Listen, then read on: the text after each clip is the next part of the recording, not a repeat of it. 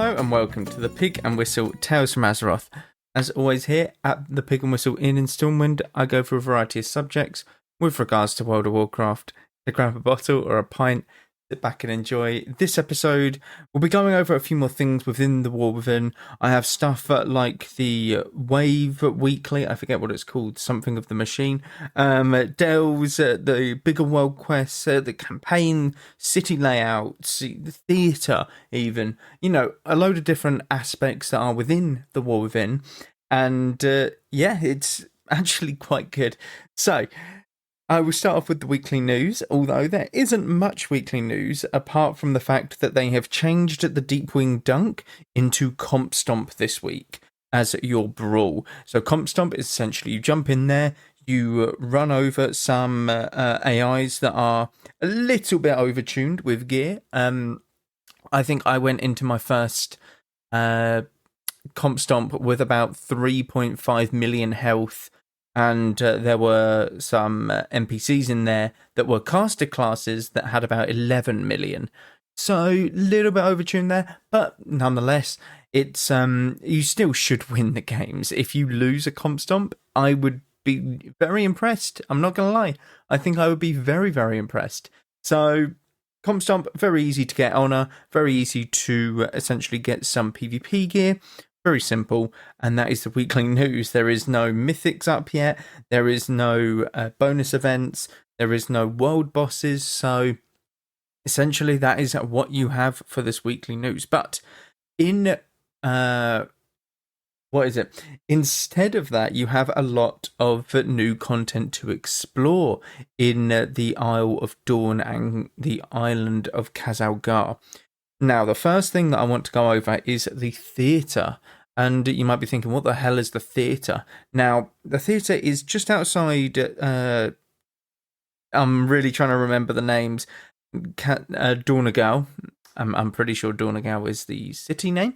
And essentially what this is think of the hunts that were in Dragonflight. So you'd go and start the hunting process and essentially do 6 tasks, and at the end you get a little reward. Now the theatre is kind of the same, and it's more towards the sort of time rift, more so than anything. So basically you go to the theatre and they'll give you certain tasks for 5 minutes. These tasks are kill some kobolds, pick some flowers, whatever it is, and it's to get the audience's appreciation or the audience captivity up, okay? After this 5 minutes has elapsed, essentially you're going to be reenacting a play or something that has happened within Warcraft itself. Now, the one that I have seen, I have not seen any others. It might only just be this one, but it is essentially taking you through the campaign of the War Within. So you start off in Dornagal, or not Dornagal, but the Isle of Dawn, and essentially it goes over the depiction of. Now, there are spoilers for those who have not played, so please, if you do not want spoilers, check back later. But that's your warning. I'll say it in 3, 2, 1. Essentially, it depicts the fall of Dalaran and what you do within the Isle of Dawn. Heading into the Ringing Deeps, it very much goes over the speaker there. I'm really not going to try and destroy anyone's sort of immersion in the game by going over the campaign as much, but it goes over what happens within the Ringing Deeps. Hallowfall, it does the same, but instead of depicting any sort of evil, you just have to stay within the light, which is really cool. You're just running around trying to catch someone with a little lamp. Very, very cool. And then Azul Narub, or not Azul Narub, that's from Wrath the Lich King, Ajkahet. That's the one. Essentially, all you do is go and feign death. It's really cool. So essentially, you've got this line of Nerubians, and it's like, oh my god, there's too many of them. We're getting overrun, and then you simply go and feign death in front of them. You know, it's a play, it's a theatre, it's a spectacle. It's really, really cool, and it's quite fun. And at the end, you take your bows, and you get certain loot depending on how many tasks were done, etc. So really, really cool. I think that it's definitely a different take on it, and I would like to see more and more of the theatre stuff put in. So the one that I remember was from Shadowlands. You had a sort of what is it? It's still a theatre, yeah. You had different plays that could have played there, and these plays were just simply rare spawns. So you had Gul'dan, Jaina, you had I think Archimonde, you had other world bosses and stuff. But essentially, this is what that is, and it's got the sort of time rift take on it, which I think is really cool. It's very intriguing to do, and I would very much recommend doing it. I would imagine at the end of the expansion, it's going to be one of these things where, you can get a sort of mount for it for doing a lot of the things within the expansion itself. So it might be worth it if you are a collector of sorts to get used to doing these sort of things and to slowly start building them up. But honestly, it was quite a nice little side project to do whilst going around questing. As for the next thing I want to talk about is ults. Now, a lot of people have discovered that the best way to level is via dungeon spamming. And I personally don't mind it, but it does get boring very quickly. Okay. I leveled my main through 2 dungeons essentially, and then the rest I did via questing, the main quest hub. Now, if you want to participate in world quests, you need to finish the whole campaign, okay? You need to, on at least one character. If you do it on one character, it unlocks it for every character. That's when you can look to dungeon spam, race to level 80, stuff like that. As for the first character that you have, I would very much recommend not doing so, and very much recommend taking it slow and doing the whole campaign. The campaign itself is very good, I will say that. I did finish the campaign as of my last episode, and I have to say it is very, very good. Very, very good. Very impressed with it. But going on to my sort of ult, I feel like I did several dungeons and I'm already level 75, nearly level 76. And I was really happy. I was constantly getting my hero talent each level, so you have something to look forward to, and it sort of empowers it even more so, like after each level. And I get to play around with the sort of builds that can be potentially up there. Now, for my druid, there's a couple that I've wanted to try out, but I can't because of gear yet. So I've now just started to have a look into them. I'm going to start having a look into the Keeper of the Grove one, but mainly looking at a big Starfire build, which is a bit weird. Hopefully it's decent, but I'm really not keen on the Starfire build. I would like there to be something that's more consistent damage, or maybe just even big and bursty, that sort of thing. But either way, these leveling methods are very good because you have stuff that can power you through, and then you have these slower ways of leveling throughout the game. And each level 80 that you get within the War Within will increase the XP of your warband by 5% up to a maximum of 25%. So each level 80 within your warband will grant 5% increased XP for everyone on your account. It's very good. It's a nice catch-up mechanic, and I think that it's actually a small feature that's underrated in the expansion, in my honest opinion. Now, the Wave Weekly. Now, you might be thinking, what the hell is this Wave Weekly? I discovered this today. Well, today as I'm recording this, but a couple days or yesterday. I can't remember exactly when I did it. But essentially, at the start of the week, you get a choice to do some world quests, to do 3 other activities. One of them is a sniffing quest or something, snuffle quest. I forget what it is. The other is something called the Awakening Machine. And this Awakening Machine, you can do it without selecting this quest, by the way. But essentially, you go to the Ringing Deeps and there is a NPC that you can talk to and start this Awakening Machine. It will take you into a scenario where it is just a small room with you and this NPC. And you just talk to him and you survive waves of enemies. Now, these waves of enemies are actually quite tough, but I think I was somewhat undergeared for it, I'm not going to lie. I'm in all PvP gear, and PvP gear is very scaled down in comparison to Dragonflight, I would say. So, yes, I survived the first waves, or first 5 waves, and then you talk to him again to start another 5, up to 20 waves, okay, with a boss at the end. Now, at the end of this, depending on how many waves you survived, so every 5 waves will get you an extra reward, and this can give you reputation, transmog, stuff like that. And if you pick it as your quest, you will simply be able to just get your spark for the week as well.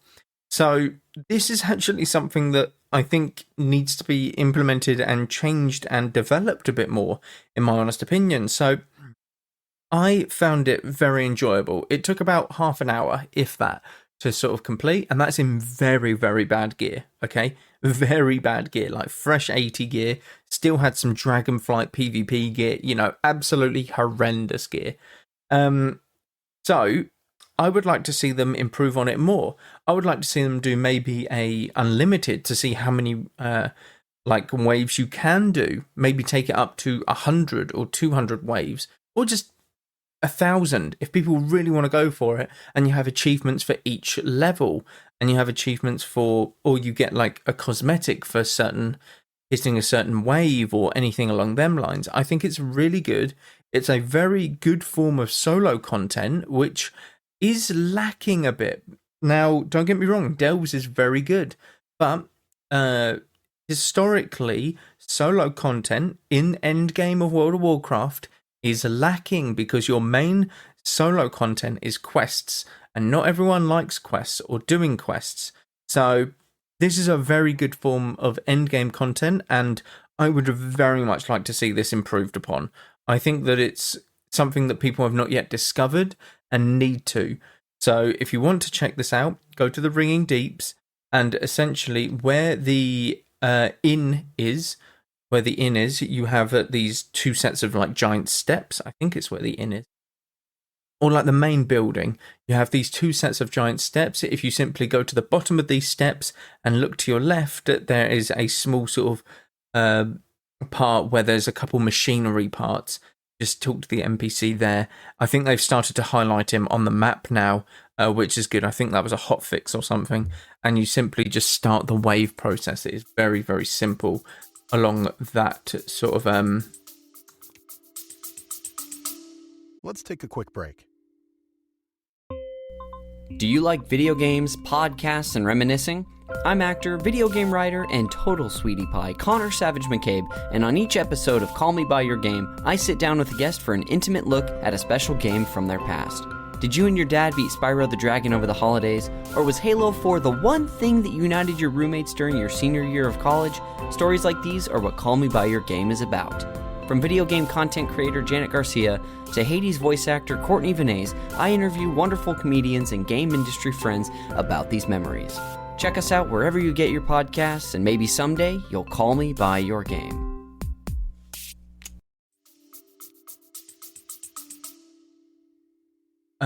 Idea. It's very good, very simple, but it can be improved upon, and I think it should be. I think that it's possibly on par with Delves if it was looked at a lot more. But just to get some sparks, it's very, very simple. Just to get some reputation, it's very good. And I'm not too sure, but I think you can do it on every character. Don't quote me on that, though. I need to test that out, and I would need to definitely see if it gives XP and stuff like that for ults, but I think you can if you've unlocked the world quest and done the campaign on a character. Now, Delves. I've been doing Delves every now and again when I have to. Now, I was given a quest to go into a Delve and essentially get my Dirigibloon or whatever it's called. Essentially, what this mount is the pick and choose mount, so you can customize it. It's a very fully customizable mount. So essentially you have the base, which is a balloon, okay? So you got your little basket that you sit in and a balloon, yeah? Now you can pick sort of the attachments and accessories. So you can pick the front, what the front looks like. You can pick the wings, the back piece, the balloon itself, multiple things that you can pick and choose. And it's a fully customizable mount, which is really, really cool. They're very rare within World of Warcraft. They were introduced kind of in Dragonflight with dragon riding, customizations. I hope that they do this with more mounts, like normal mounts in the future. Maybe they could do this with maybe Mythic Plus mounts and Glad mounts. I would very much like that, because it would give these sort of mounts a bit more prestige, I would say. And these mounts, that what you could do potentially in later expansions is release the Glad mounts for a certain amount of marks of honor. But to those who got the Glad mounts in that expansion or that time, obviously have the customizations for it, whereas you would just get the sort of stock normal one if you didn't get Gladiator in that season. So it would open up many of these opportunities if you were to allow mounts to change and be customizable. But I think they'll only do this for a select few mounts. They won't do this for every mount, because that would take a lot of time, and probably we would end up with expansions that are literally just for 50 mounts, all customizable, but no content. You'll be walking onto a continent that has probably one hill in the distance, and that's about it. So I don't think this will be happening anytime soon. I think that we will have to just deal with getting one customizable mount for each expansion. I would like the mythics and the PvP ones to be a bit more like shiny and, oh my god, we can customize it how we want. But at the same time, they're still Glad mounts and they're still Mythic Plus mounts for those who can achieve what they have to in these sort of areas of the game to get these mounts. So not too upset about it. When I was leveling on my shaman, I was doing world quests, very simple world quests. And then there's this big world quest, I'm calling it. Now, this big world quest, I sort of looked at it and I was very confused. I was like, what is my task here? And essentially, there is no completion task, but you can work towards it, if that makes sense. So, the big world quest that I'm talking about is the Arathi Beacons. Now, the Arathi Beacons are in the northern part of Hallowfall, and essentially there are several of these giant beacons that you can activate. And you activate these by going around and killing the mobs that are around these beacons, and they'll drop a certain item that allows you to light them. Okay? And if you light the big ones, essentially it will give you a quest hub for a certain amount of time. If you light the small beacons, it will bring out an NPC that allows you to do a daily quest for a certain amount of time. So, these beacons are really, really cool because you get new questing hubs depending on the beacons that are lit. Okay, so if you light the 7th beacon, you're going to get different quests compared to if you light the 2nd beacon. Yeah. And it's really cool. It gives it some sort of diversity. It gives it some sort of different feel when you're like questing and fighting the mobs that are near these beacons. It gives it a real cool vibe. I'm not going to lie. And when I first saw this like giant beacon lit and I see these mobs run, or these NPCs, friendly NPCs, run out of a house and start giving you quests and start selling you stuff, it's really cool. And it feels like the world is a bit more alive and sort of reacting to what you're doing. So instead of an NPC that's always stood there and just doesn't have a blue quest over its head until this is lit, and then you light it and then a little blue exclamation mark pops over their head, which is fine. I understand that coding-wise is a bit more simpler. It just doesn't feel as fun. Instead, when you light this beacon, you see like several NPCs flood out of a house that they were all sheltering in and hiding in from the mobs that were outside. And then they start to pop up and go to their like spots. So this person goes under like a little sort of shack to sell you things. This person's just simply standing outside the door of the house that they were hiding in, offering a quest to, the normal sort of quest, slay this, go pick up this, kills a couple rares within the zones, stuff like that. And I think that that's really cool. It really does make it feel alive. And I think that's what the sort of previous expansions have been missing recently, in my honest opinion. So these big world quests, you can never complete them, but it is nice to see. Now, I'm going to get onto something that's a bit more spoilery. I'll try and refrain from giving exact spoilers in this next part, but just, be aware. I'll try and limit it to no spoilers, but it's going to be tough. So, after the initial campaign, you go through the 4 zones, you finish in Azkahet, and you simply go back up top to Dornagal. The campaign continues. So, what do I mean by continues? It surely just continues anyway until the end of the campaign. Yes and no. So, the end of the campaign, where you unlock world quests, is after Azkahet, and you go back to Dornagal, and you talk to Illyria. Okay, that is the full end of the campaign, where you can start doing whatever you want. So whether it be leveling via world quests or dungeon spam or however you might want to level. Okay, after that there is an optional campaign. Do not have to do this for any of your ults. You do not have to do this for your main. You can simply ignore this. But I personally did it because I liked where the story was going. And I thought, yeah, I'm actually kind of intrigued to see where this goes. So, which is really weird. I'm not one for questing after I've done like the bare minimum to get to the max level. So once I hit max level, I'm usually like, all right, get me in a battleground, get me my PvP gear, get me in arenas, and I'm good. That's me done for the expansion. And then I'll level ults, gear them with PvP gear, and get them in arenas. That's usually my thing, okay? Now, I came out of this and thought, you know what? I'm going to carry on the questing. And I'm very, very surprised that I found myself more intrigued with this part of the campaign quest. In some parts, I will say. Rather than the whole 4 zones campaign quest. Now, don't get me wrong. I'm going to do a video on Hallowfall and Azkahet next week. But those 2 zones, amazing, quality. And I don't know if that's because the campaign was 10 out of 10, but or just the zone was 10 out of 10. Honestly, Hallowfall is, I've said it once before, I'll say it again, one of the best looking zones in the game. Yeah, ever, I think. I do think ever. I've given that some thought, and I do think it is. But I'll get to that next week. Essentially, them 2 zones, the Azkahet and Hallowfall campaign, very good.